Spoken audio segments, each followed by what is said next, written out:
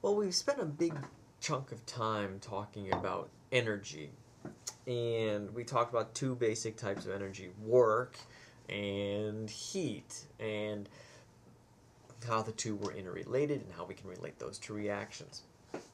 Now, there's another type of energy that we discussed, we mentioned, and that is radiant energy, light. Radiant energy can actually be released from reactions, and we usually perceive it as light or colors. Now, the artifact of this perception is that we're actually only perceiving an incredibly narrow range of radiant energy. So the spectrum, as it's called, of light extends beyond the typical rainbow that we observe when we're dealing with visible light. So a visible region, that which we can see, makes up a very small amount. On either side of the visible region of the spectrum is a windows of energy that we have access to: infrared radiation and ultraviolet radiation. And by radiation I mean electromagnetic radiation, that dealing with light. The entire range of energies associated with electromagnetic radiation is what we call the electromagnetic spectrum. And this encompasses several different regions that are sort of closely overlap. Radio waves and microwaves are relatively low energy forms of the electromagnetic radiation. And then we get to high energy, like gamma rays and X-rays. These are both very high energy. So we'll talk a little bit about how energy relates to the region that electromagnetic radiation is found a little bit later. So what we perceive is a very narrow region. So electromagnetic radiation carries a certain level of energy. Our understanding of light and its interaction with matter led to basically the study of quantum mechanics and the electronic structure of atoms. So it's all centers around light energy. So what is light? Light consists of electromagnetic waves, waves that have a electrical component and a magnetic field component that happen to be perpendicular. I apologize, for some reason during the conversion these slides show some. They have many waves propagate. What I mean by propagate, they carried through a medium. So let's just take a look at a wave. We can see that we have a wave forming and it's traveling along a path, and so we can measure the height, the speed at which it travels by looking at how often it passes a given point. So one peak, one peak, one peak, one peak. Each of those would represent what we call the frequency. How often, how many times per second that trough or that peak travels. And so as this thing travels, how often it goes from peak to peak, that would be called the frequency. And we give the frequency the symbol nu. That would be the frequency. It looks like a V. Now, the distance from one peak to the next, one peak is what we call the wavelength, how long it is, often given the symbol lambda. That's wavelength. Now, the wavelength is often reported in some convenient unit. So, for instance, the wavelengths of visible radiation are about 400 to 700 nanometers.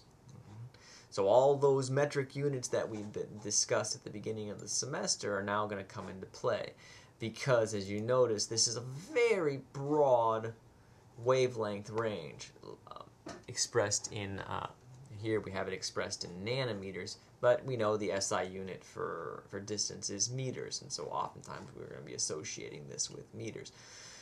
And so we have these very broad ranges, and so we often use frequencies or wavelengths that are quite common for us.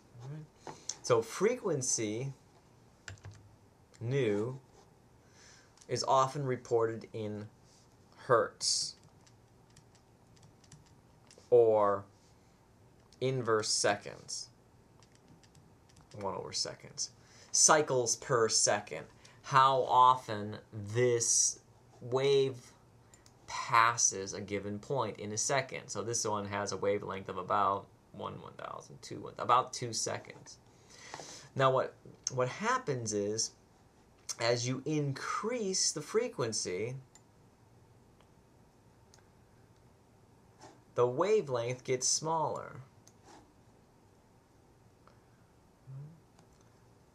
For a given wave, as you increase the frequency, the wavelength gets smaller. So these two are inversely proportional to one another. So again, as you increase the frequency, so here we have just a two-dimensional view, and the wave sort of propagating. As you increase the frequency, it causes the wavelength to get smaller, assuming that there's no change in the speed of the wave. All electromagnetic radiation has the same speed. The wave propagates 3 × 10⁸ meters per second. And so we can combine these wavelength and frequency. Wavelength times frequency is equal to the speed of light. Now again, the wavelength is often reported in meters. Frequency is often reported in inverse seconds. So this would give us a speed of meters per second for our units. So be aware of the units. So light has this wave-like property. So let's take a look at a quick question. A photon is a light particle. Turns out that you can actually, light has a particle property too. What you're going to see is that almost everything has a wave-like property and a particle-like property that we call the wave-particle duality. So everything has wave-like properties and particle-like properties. Your book talks about something called the de Broglie wavelength. That's related to the size of the atom. And we really only start to see the wave nature of matter when we deal with scales like atomic size entities, or almost atomic size entities.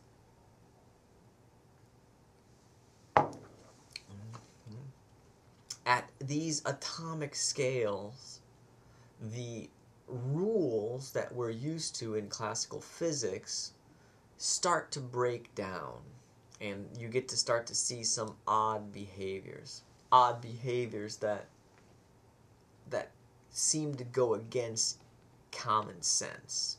Right? And so take a deep breath and just accept it, that sometimes there are some odd rules when you get down to the microscopic level. So let's take a look at the frequency of a light wave. Is 6 × 10 to the 6 is 6.0 × 10 to the 4th hertz. Again, hertz is the same as saying cycles per second, so the units are 1/seconds. And we want to convert this frequency into a wavelength. Well, lucky for us, lambda nu is equal to c. And so we want to know if the frequency falls in the visible range, somewhere between 400 nanometers and 700 nanometers, using this frequency. So the frequency, all we need to do is take into account that the speed of light is a constant, 3 × 10 to the 8th meters per second. And if we know that, then we can use our knowns to figure out our unknown in this case, which would be lambda. So we can rearrange this such that lambda is equal to c over nu, and we can plug in our respective values, or 5,000 meters, which is far outside the visible region. So we can also do this the other way. We can use a wavelength to predict a frequency. Again, if we want a frequency, c, lambda nu is equal to c, so therefore nu is equal to c over lambda. So we can figure out using our speed of light, 3 times 10 to the 8th meters per second, divided by our frequency of 1.5, our wavelength of 1.5 meters. Again, make sure your units work. This gives us a frequency of 2 times 10 to the 8 cycles per second, or hertz.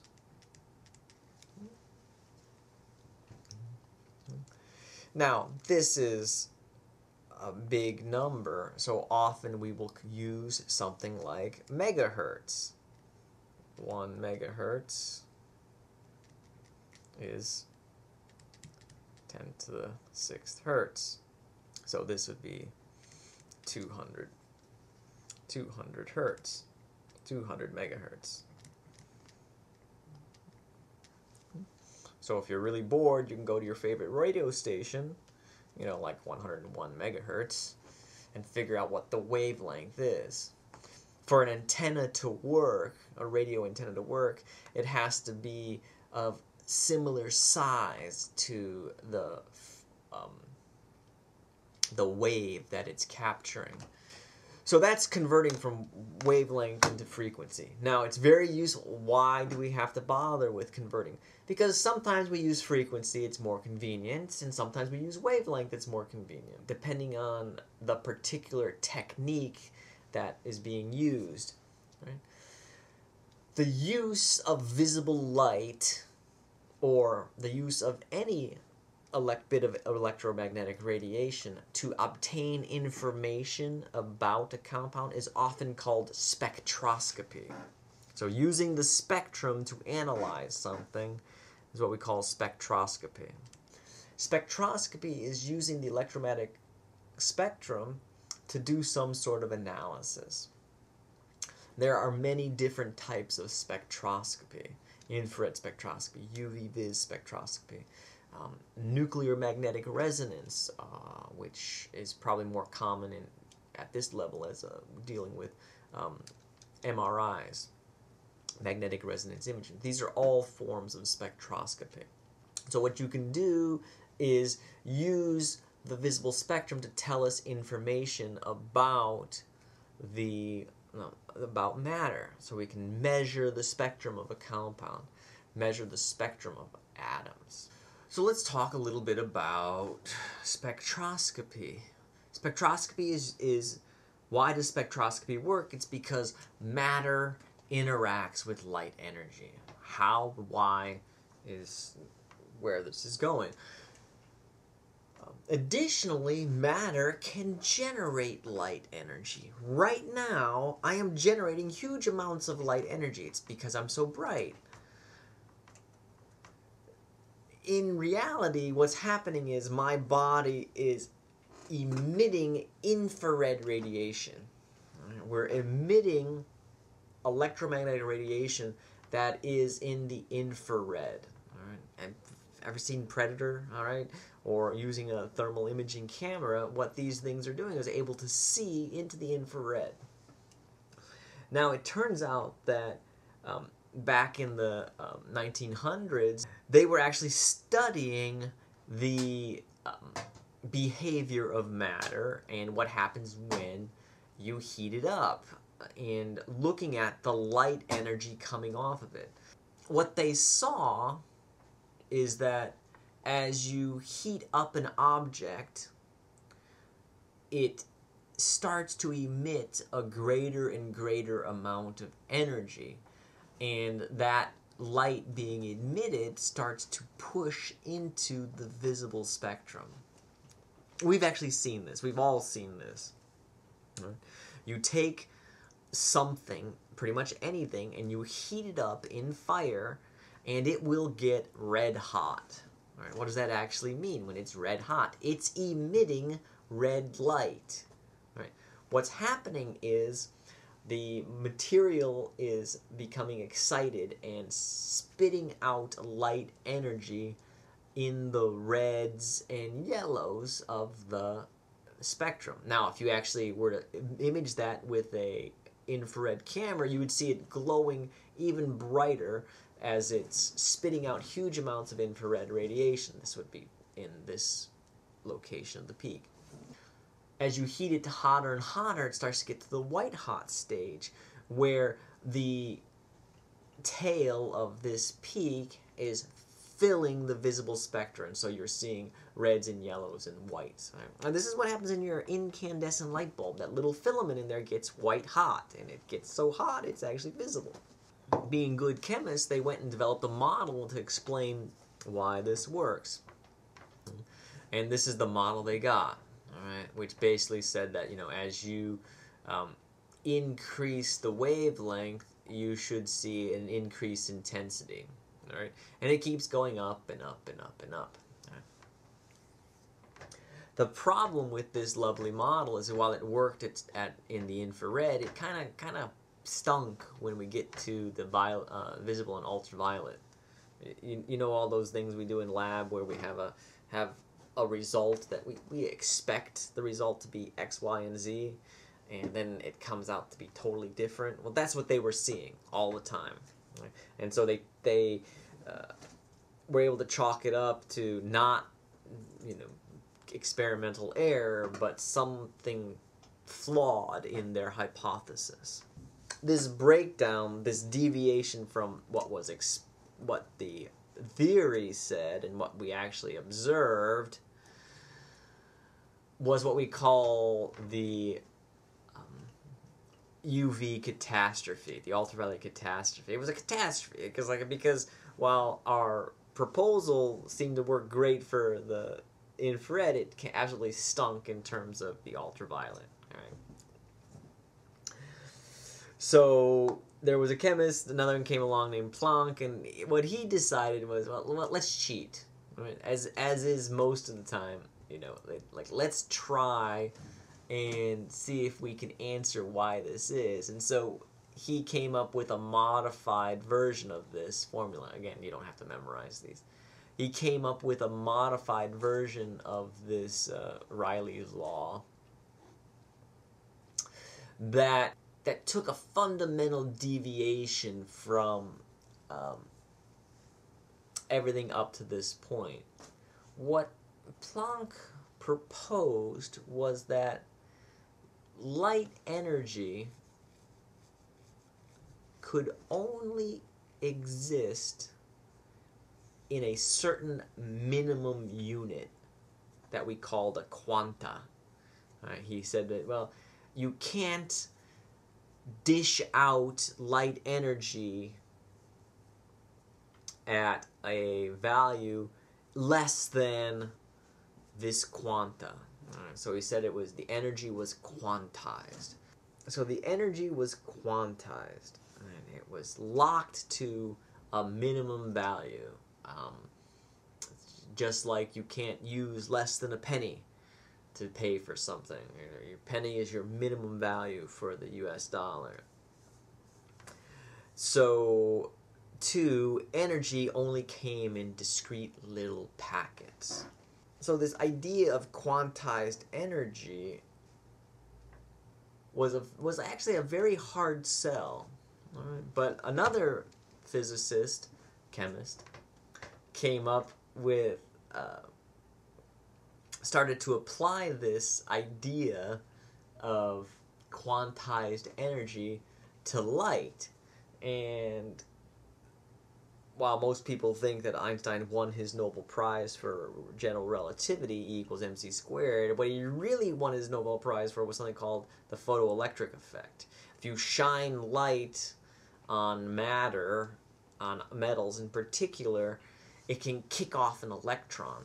We see a version of this if you ever put metal objects in the microwave. Not exactly, but it's related.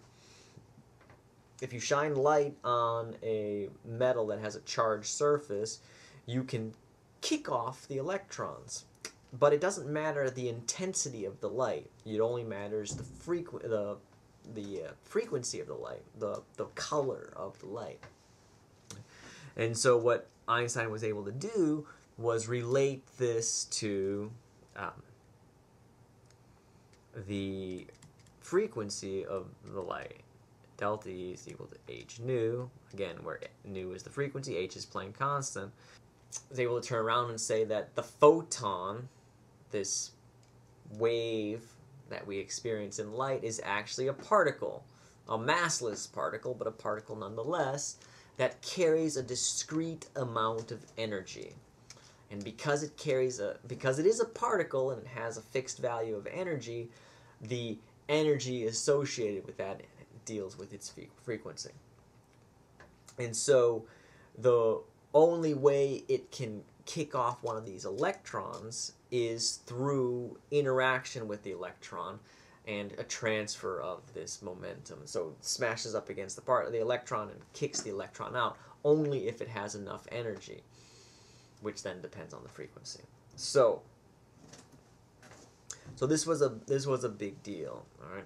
And so these two relationships, the wave-particle nature of light and the fact that energy is quantized, led directly to quantum mechanics.